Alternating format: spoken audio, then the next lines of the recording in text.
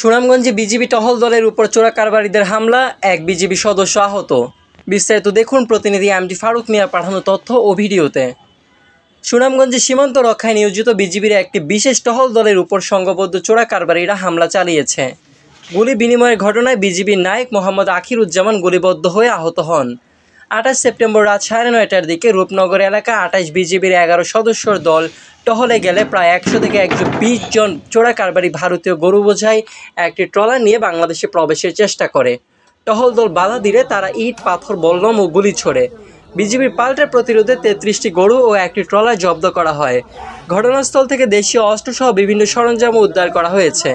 আহত বিজিবি সদস্য বর্তমানে সিলেট ওসমানী মেডিকেল কলেজ হাসপাতালে চিকিৎসাধীন রয়েছেন।